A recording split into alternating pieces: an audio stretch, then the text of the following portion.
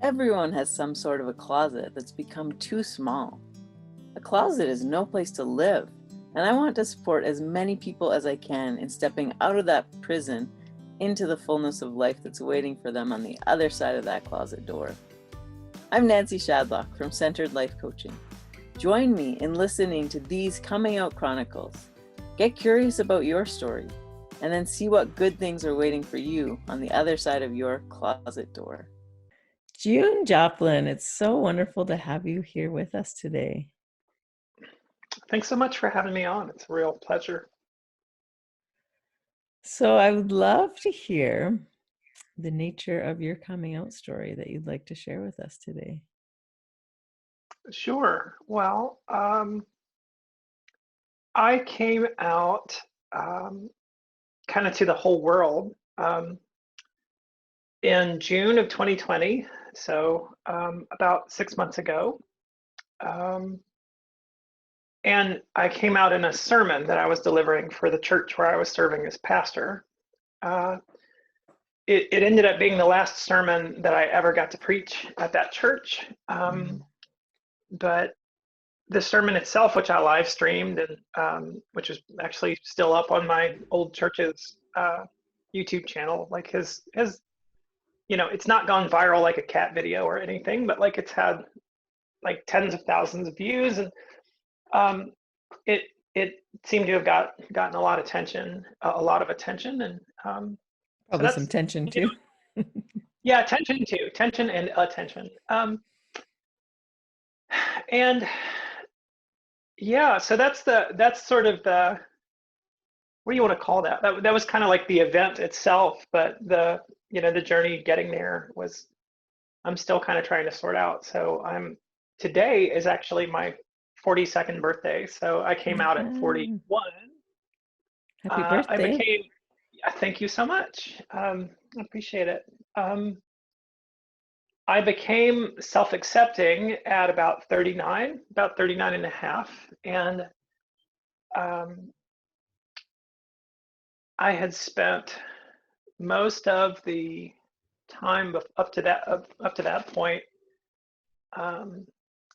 kind of crafting this persona that churches really like for pastors to have. One of the things I've been reflecting on quite a lot since losing my job, there's this sort of anger that I'm dealing with, and I've been trying to figure out, okay, what's that about? Because am I mad at these folks who fired me, these folks that voted to, push me out of their community, these folks that really loved me right up until the day I said that I was a woman, and then all of a sudden they changed their mind. And I don't think that's the thing that I'm struggling with as much. The thing I'm struggling with, I think, is that before I could come out, I had to get to the point where I realized that crafting that persona over the course of decades was something I couldn't keep doing.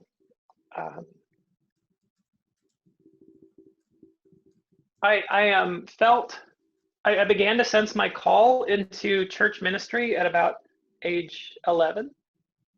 And coincidentally, that's about the time that my, I guess, sense of incongruity around gender became very pronounced. I like to tell the story of like going away to a Christian camp in upstate New York on an island, and coming home from that week at camp when I was 11 years old, realizing that I wanted to be a preacher and that I wanted to be a girl. And so I had these two like life-changing revelations, and I knew that there was one of those things that I could talk about and tell people and receive affirmation and support and accolades, and another of those things that one was probably like a sign of some disorder, I assumed, and two, I could never ever tell anybody because it was just, such a shameful, stigmatized thing. So it's almost like there were these two doors opened in front of me. And at the time, I fully believed, and still some days I kind of wonder, like, I had to choose one or the other, like identity or vocation. And I chose vocation. Was there something that happened at camp that made you want both of those? Um, yeah, there were a couple of things. There, I was a brand new member of my youth group. I was 11 years old. I had just finished grade 6 in the States and was going into grade 7. And um, I didn't really have many friends in the youth group, and I was really intimidated by all the teenagers and high school students. And um, my youth pastor sort of gravitated towards me. I think he could see that I was really awkward and struggling to belong. And you know, as a really good, empathetic, compassionate minister, he kind of drew near to me and hung out with me and helped me begin to see that like I mattered and that I belonged. And it didn't take very much of that before I realized like, oh, you know what, like this is what I feel like I ought to do with my life. Um, and over the course, you know, I guess just it was a matter of knowing that like a Christian summer camp is a very gender segregated place. You know, there was a girls' side of the island, there was a boys' side of the island. Um, there were like friendly competitions between girls' cabins and boys' cabins, and somehow, on some level, I just began to sense very clearly that I was, you know, on the wrong side of the island. Mm. Um, I could have never, I could have never given that language or considered like what to do about it. It just kind of felt like, you know, it felt like this kind of strange, this strange longing. I've heard people describe it as a homesickness, and it's something that I think until somebody comes along and says, you know, this is what that is, like you don't really know it because it's ineffable ultimately, and I'm not sure that you know, I think trans people spend a lot of time trying to explain that, and I don't know that cisgender folks will ever get it. Um, you know, I can remember I was visiting two of my cisgender girlfriends down in the Niagara Falls area a little more than a year ago, and I had just been on a 4-day road trip, and I got to present as June the whole time. It was the first time, you know, this kind of shows you how far I've come in a year. Like it was always just like one-off experiences where I get to go out into the world as my true self. But I set up a couple of visits when the border was open. You could visit the States. I visited a friend of mine who's a trans woman in Detroit and another friend in Ohio, and then just came back around the lake through Buffalo. And I visited two of my friends in like St. Catharines, Ontario. And I said, you know, I'm like on cloud 9 this week. I've just spent the last 4 days as myself. And then I have to go home tomorrow and wake up and hear, you know, morning, Dad. And one of my friends said, I have, that's the most bizarre sounding thing. Like just to say, I spent 4 days as myself. Like, what even does that mean? And it is kind of a hard thing to, you know, you just get this sense that you're not yourself. And, but yeah, in 1990, as a fundamentalist Baptist kid in a small town in North Carolina, you didn't know what to do about it other than hide it. Mm-hmm.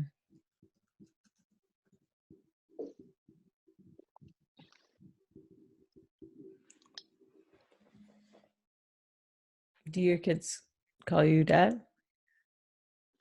No, they generally call me Mom. Sometimes it's Mom and other Mom. Sometimes, like if they talk about going over to one mom's place or another mom's place, they just call us by first names. But yeah, it's Mom and other Mom, or just Mom and Mom. And sometimes I think that's because I have boys and they're kind of lazy and they don't want to, you know. We've made other suggestions, but they just, you know, that's my mom and hey Mom, and stuff like that. It just makes sense. And I don't know, like I know there are trans women who are parents who have different kind of perspectives on that. My priorities with that were I don't want, it needs to be gender appropriate. So I know there are trans women who don't mind being called dad, and that's awesome. That's one of the great things about getting to know the trans community a little, is that you see how much diversity there is in terms of our experience and our preference and our agency. But yeah, it needed to be gender appropriate, and I didn't want it to be like novel, like some people come up with, like, I don't know, they come up with a new name, they like put mom and dad together, they do something that just, like, I don't know, I didn't want it to be novel because I just didn't want it to create attention necessarily. Like I guess my field test was always, like, if my kid is on the swing set at the playground and he yells at me to come over there, what's he gonna yell, and what's the easiest? And, like, mom just seems to work. And yeah, so they actually do that pretty well. They're good at that. They're flexible and resilient. Awesome. When you gave that sermon, did you know it was going to be your last?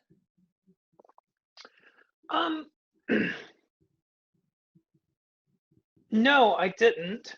I was ready for that risk.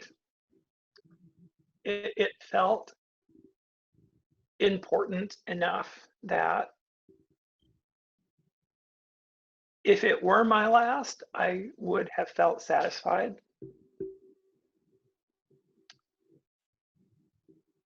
I had actually made plans to. So I came out on June the 14th. 7 days later, like June the 21st, I had planned to take the Sunday off. I had talked to a colleague, in fact, about filling in for me that week. And then, and actually, like, what I announced at the end of the service was, okay, I'm going to be away. I need a week or two just to decompress and relax and recover from some of this enormous pressure. I'll be off next week. I'll be back on Sunday the 28th, 2 weeks from today, and I will answer whatever questions you've got.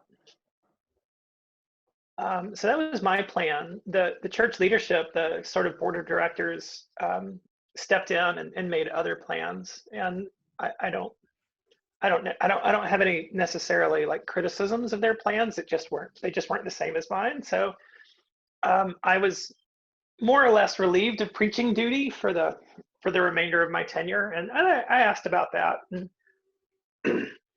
I was never given, like, a satisfactory answer. Honest to goodness, like, the closest to an answer I ever got was just like, I don't think people are ready for it. We don't think people are ready for it. I'm like, well, I wasn't really in a position to fight that, but I was, yeah, I suspected it could be, but I was ready for it not to be. Did any people in the congregation or staff know that you were going to do it? Nobody knew. There were only one or two people in the church that even knew that I was trans.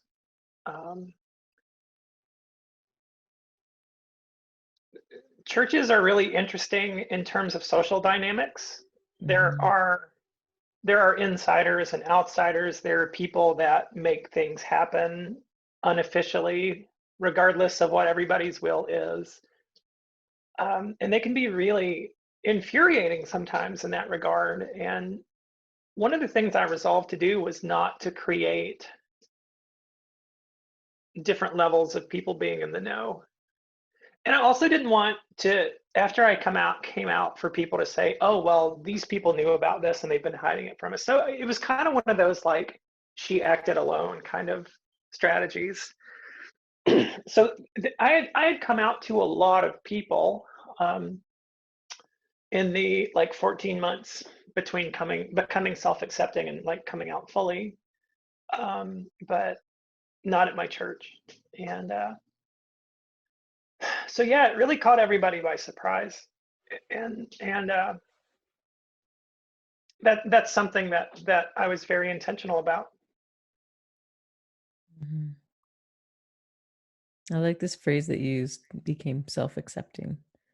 I think that's Yeah, so important for so many queer folks, so many people in general. Like anything new that's new about us, it takes a while to become self-accepting of it. So what was yeah. that moment, or like how did that come to be? Oh gosh, that's one of my favorite stories. You know, you got to come out to yourself before you can come out to Hmm. anybody else. Um, I like I said, I spent you know, I came home from summer camp at age 11, and I said I've been called to be a minister, and I started doing everything I thought that 11-year-old could do to make that her path forward. I got really involved in my youth group. I got to actually like give a sermon when I was 11 or 12 years old on a Sunday night. Like I, you know, just threw myself into that with both feet. Um, and you know, that kept me so preoccupied until I was in my mid 30s with, you know, well, finishing school, getting a university degree, working most of those 4 years as a youth minister, part time at a church, getting a seminary degree, doing a lot of like preaching, ministry internships, like speaking at retreats, you know, whatever, just sort of, you know, getting involved in like denominational leadership and local like church leadership and all this stuff, like to essentially like, yeah, craft a persona, build a resume, put together a body of work that some church, some pastor search committee would say, okay, we want this person. So at about like age 35, I got what I thought was a really good job at a pretty good church in the suburbs of Toronto. And, you know, I had been pretty intentional about wanting to move out of the American South and see what it was like to work in a Baptist church outside of this place where kind of everybody is Baptist and it doesn't really mean anything. Um, and so, like, yeah, that would have been June of 2014. I landed there in Mississauga and I thought, I've arrived, I've done it. Like, this is the thing that when I was 11 years old, I dreamed of doing. I'm in a great church, good people, have like the postcard family, wife and 2 kids. Uh, you know, the paycheck's pretty good. And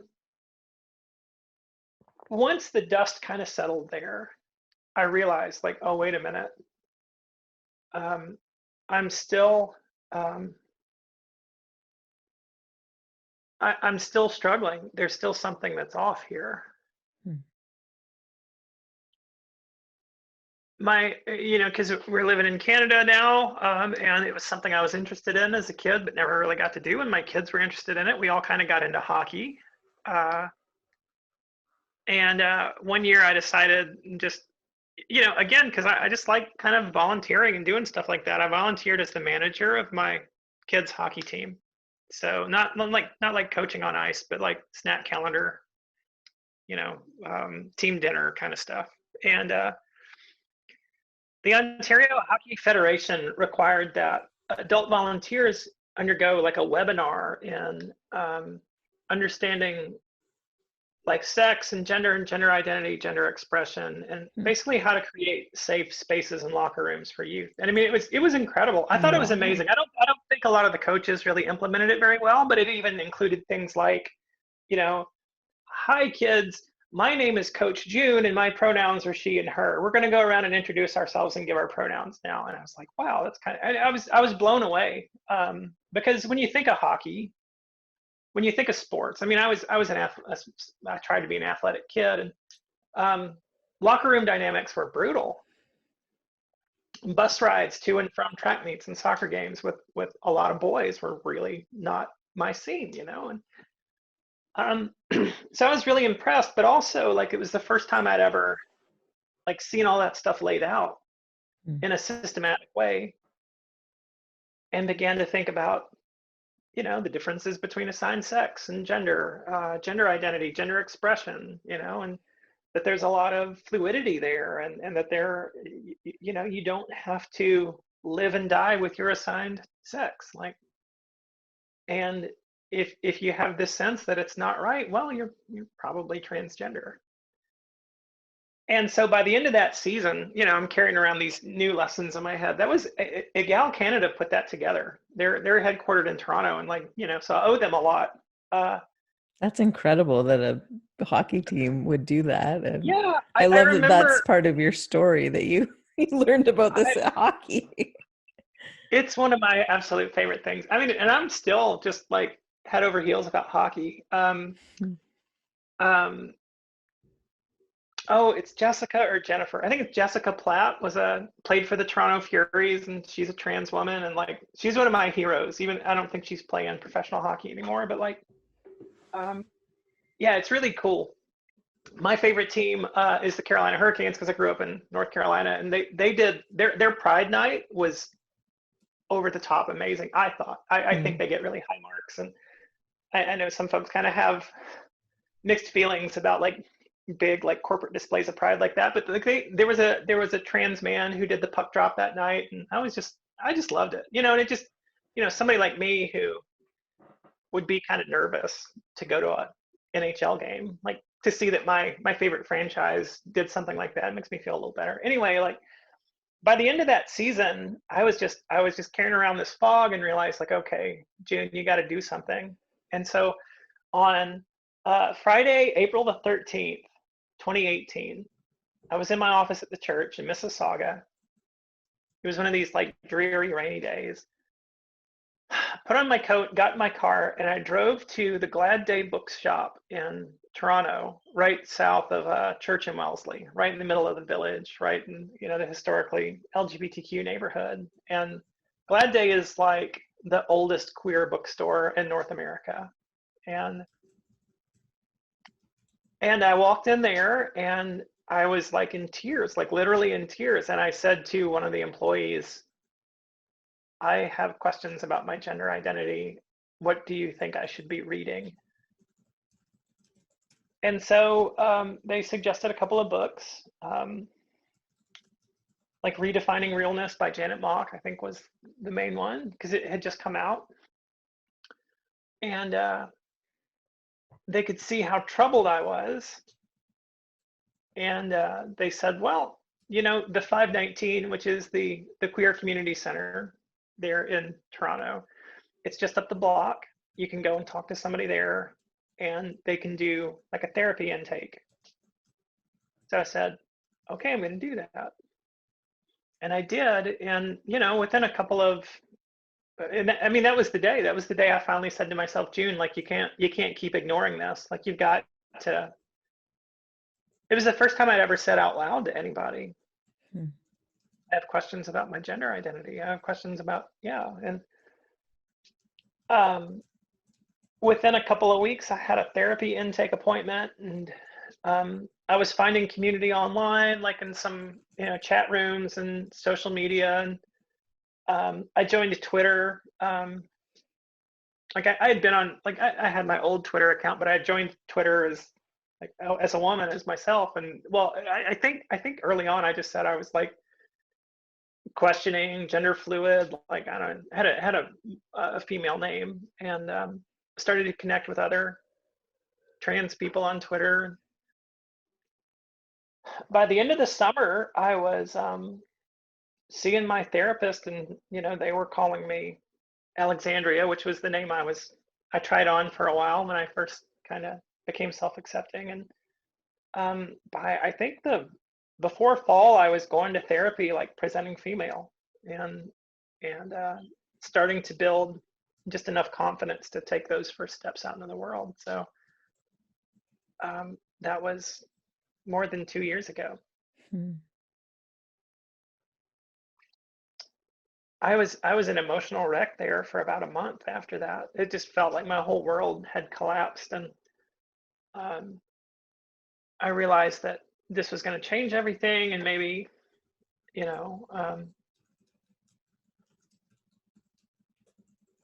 destroy my career that I'd spent all that time building. But it also felt,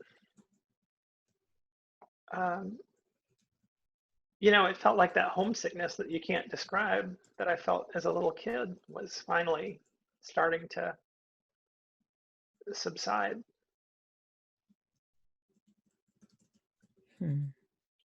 So yeah, April 13th, 2018.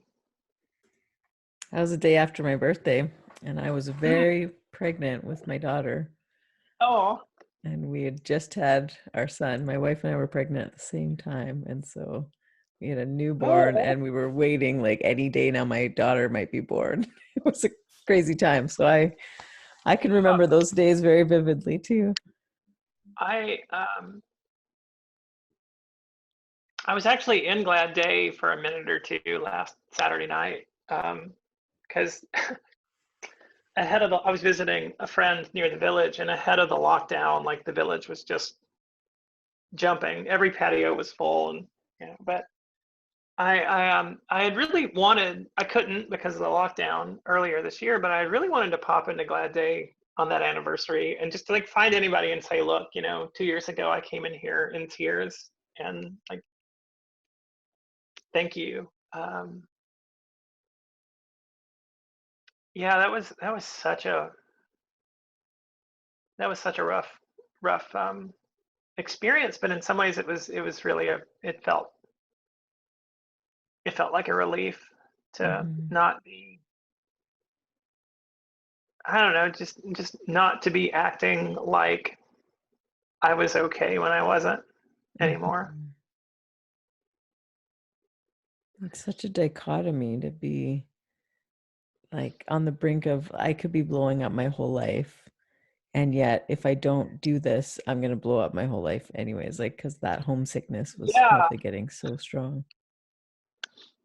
Oh, I always use the image of like a dam holding back just all this water, and there being two holes in the dam, and they're small enough that you can put your hand over it and stop the flow of water, but they're far enough apart that you can only cover one at a time, and my sense of vocation is pretty deep and innately felt. I said in my coming out sermon, I'm supposed to be a pastor and I'm supposed to be a woman, and I have described my sense of myself as if like I had to put my hand over one hole, one leak, and just watch the other one and just know, well, the only way that I can patch that is to take my hand off of this one, and the only way I can treat this wound is by no longer treating this one. I'm starting to learn that maybe that's not true. That in fact well, gosh, I mean, it's what today is. Oh, it's my birthday. Today's November 27th. I should know. I'm looking at my schedule for the year, and like, I was fired on July 20th, and by the end of the year, there'll have been, I think, 23 Sundays since I got fired, and I will have preached for like 27 different churches. So you're preaching more now than you did at a church. Absolutely. Yeah, I absolutely have. And last Sunday, I preached for a church in Austin, Texas, and this little queer faith community in Berlin. And like I finished one sermon. Well, no, one was actually pre-recorded, so I just sent them the video, and they live streamed it and then I jumped right on, and I think it was like 6 o'clock or 7 o'clock local time, but it was noon here in the Eastern time zone. And so, 1 hour on Sunday morning, I'm connecting with this amazing church in Austin, Texas that has just been making good trouble for over 100 years. Like they got kicked out of their Baptist association in the 1940s for allowing Black members, and they got in trouble in the 70s for ordaining women, and they got in trouble in the 90s for ordaining deacons who were gay. And so like they've got this amazing century-long almost track record of social justice and taking stands and sticking their neck out for marginalized people. And So it was a real honor to be there. And then I just got almost a random email on I think Thursday or Friday. Somebody in Berlin said, "Hey, would you come and talk to us?" This Sunday I'm supposed to be back at another church, I think in Texas, and then I'm doing a church in North Carolina the next week. So it's like I'm processing a lot of trauma related to religion and related to my like relationship with the church, but in terms of just like having the opportunity to be myself fully, to be like the woman I was created to be, and to be a minister, like that looks like it's at least possible. Um, which I would have never, ever, ever imagined. That's amazing. I'm so happy to hear that for you. Yeah, thank you. I watched your coming out sermon when it first happened, and I remember thinking, wow, she's an awesome preacher. So I'm so glad that you get to keep doing that. Excuse me. Thank you. That's I've been preaching for a long time, and I get sort of neurotic about it. Like I often tell people, like, if I've got to preach on Sunday, Saturday is going to be a bad day, because I'm just a basket case. And but yeah, I don't know, I guess I try to take it very seriously, and it feels like a really big responsibility. Like I gave a university lecture 2 or 3 weeks ago, and in some ways I just thought, this is great, there's hardly any pressure. It's like I'm not being expected to deliver any real pressing spiritual insight. I'm just kind of telling my story and talking about my transition, and so that felt kind of refreshing in a way. But yeah, preaching matters a lot to me, and sometimes we sort of have a love-hate relationship. Mm-hmm. Yeah, I remember that from my pastoring days too. It's a lot of pressure, and you want to be speaking truth, and that's hard. So what would you say to someone that has yet to come out to themselves, be self-accepting? Well, one of the first things that I like to say is that, I believe God knows who you are before you do. That God sees you really clearly as yourself,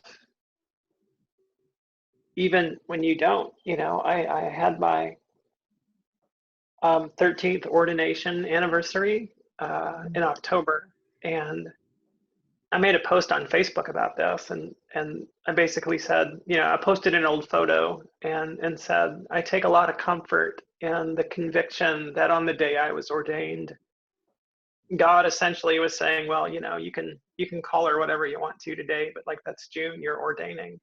Mm. So I think, yeah, God, our creator, that source of existence, experiences us as we are, loves us as we are. It's okay. One of my best friends says it's okay not to be okay. And sometimes like that, especially if you're on into adulthood, that moment of self-acceptance can feel like a real crisis. But you have to let yourself almost not feel okay to say, you know what, there is a homesickness here. There is an incongruence here. There is something that you don't have to live this way. I'm really fond of telling the story of my dad, who's a lovely man, but was kind of, was socialized. He was the like one of the youngest in a very big family. They were farmers. They didn't have a lot of money, and like Dr. Bills were not their friend. And so like there's this kind of like, well, you're not that hurt kind of mentality. And a couple of years ago, my father had a knee replacement surgery.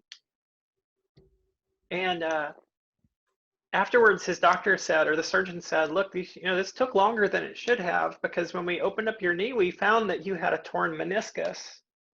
And from the looks of it, you've been walking around on your torn meniscus for a long time, maybe more than a year. And my dad just said, well, I just thought that's what my knee was supposed to feel like. And I think there are a lot of folks, and sometimes we sort of kid him about that sometimes, and other things where he's been kind of injured but not really admitted it. And I feel like transition or self-acceptance requires like the opposite approach, to be able to say, you know what, like, I am not going to play hurt today. I am not going to pretend like I'm not carrying around this burden. And maybe life isn't just supposed to feel like this.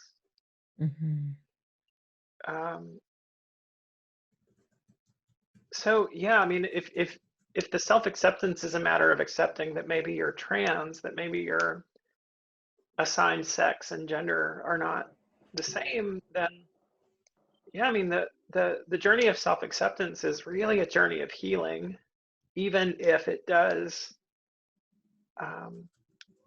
create its own kind of challenges, as it has in my situation with a career, with relationships.